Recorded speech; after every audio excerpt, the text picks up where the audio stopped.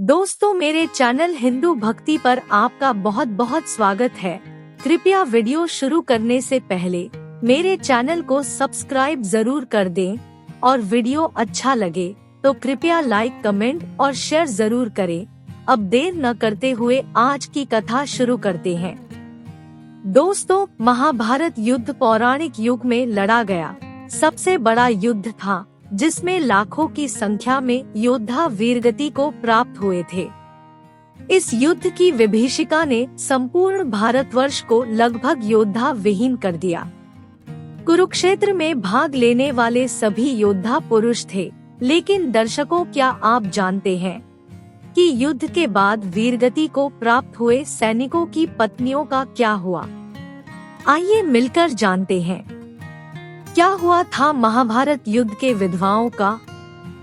इस कथा का वर्णन महाभारत ग्रंथ के आश्रमवासी पर्व के 33वें अध्याय में पढ़ने को मिलता है।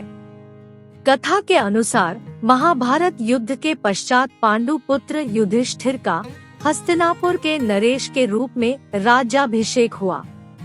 उसके पश्चात पांचों पांडव राजकाज के साथ साथ अपने ज्येष्ठ पिता धृतराष्ट्र, बड़ी माँ गांधारी और माता कुंती की दिन रात सेवा किया करते थे। पांडवों की सेवा से धृतराष्ट्र और गांधारी धीरे धीरे अपने पुत्रों के शोक से बाहर आ गए। इसी तरह 15 वर्ष का समय बीत गया। तब एक दिन धृतराष्ट्र ने युधिष्ठिर से कहा, हे युधिष्ठिर, अब हम अपना बचा हुआ जीवन वन में बिताना चाहते हैं, इसलिए हमें जाने की आज्ञा दो। अपने ज्येष्ठ पिता की बातों को सुनकर युधिष्ठिर दुखी हो गए, परंतु विदुर के समझने पर उन्होंने धृतराष्ट्र सहित गांधारी, माता कुंती और विदुर को वन जाने की आज्ञा दे दी। उसके अगले दिन धृतराष्ट्र, गांधारी, कुंती, विदुर और संजय सन्यासी का रूप धारण कर वन को प्रस्थान कर गए। उसके पश्चात पांचों पांडव अब हर समय अपनी प्रजा की सेवा में लगे रहते। पांडवों की सेवा से हस्तिनापुर की प्रजा तो खुशहाल थी, लेकिन युद्ध में विधवा हुई स्त्रियों शोक में अक्सर रोया करती थी, पर इसका आभास अपने राजा को न होने देती। कुछ समय पश्चात एक दिन पांडवों में सबसे छोटे सहदेव को माता कुंती से मिलने की इच्छा हुई।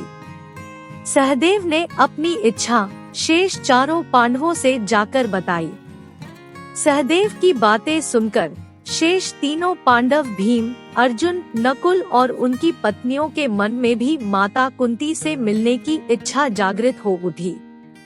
ये देख हस्तिनापुर नरेश युधिष्ठिर ने वन जाने के लिए आवश्यक तैयारियां करने का आदेश दे दिया।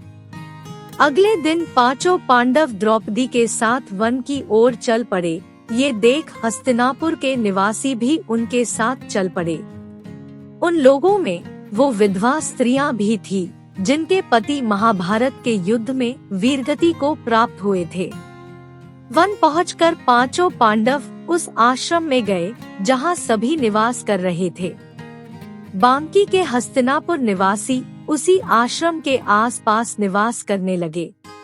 कुछ दिन पश्चात एक दिन महर्षि वेद व्यास उस आश्रम में पांडवों से मिलने आए, परंतु वहां महर्षि वेद व्यास देखा कि पांडव सहित हस्तिनापुर के सभी निवासी भी युद्ध में मारे गए, अपने परिजनों के शोक में डूबे हुए हैं। ये देख महर्षि वेद व्यास ने सभी से कहा कि आप लोग युद्ध में वीरगति को प्राप्त हुए अपने परिजनों का शोक मत करिए।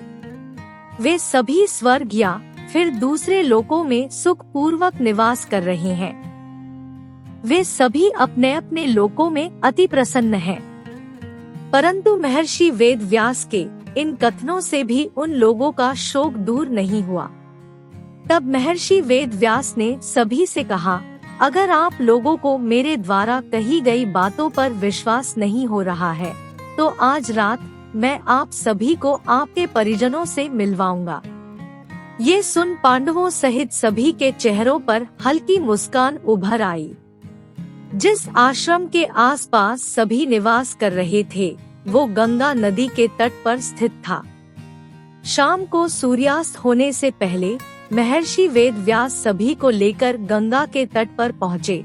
फिर सूर्यास्त के बाद उन्होंने अपने तपोबल से महाभारत युद्ध में मारे गए सभी योद्धाओं का आह्वान किया। महर्षि के आह्वान से सभी योद्धा एक एक कर गंगा से बाहर निकलने लगे। अपने मृत परिजनों को अपने सामने खड़ा देख पांडव सहित हस्तिनापुर के सभी निवासी खुश हो गए। फिर सभी ने अपने परिजनों से बात की। तब जाकर उनको विश्वास हो गया कि उनके बंधुबांधव मृत्युलोक के सभी कष्टों से मुक्ति पाकर अपने अपने लोकों में प्रसन्नता पूर्वक निवास कर रहे हैं।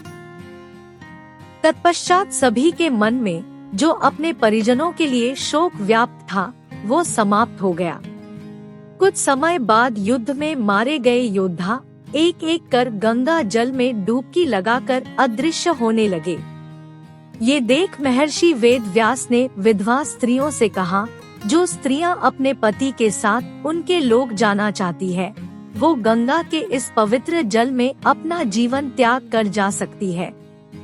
महर्षि के इतना कहते ही सभी विधवा स्त्रियों ने गंगा के जल में डुबकी लगाकर अपने जवान को त्याग दिया और सभी अपने अपने पति के लोक चली गई। दोस्तों, ये कथा आपको कैसी लगी कमेंट करके जरूर बताएं। अब आपसे विदा लेते हैं।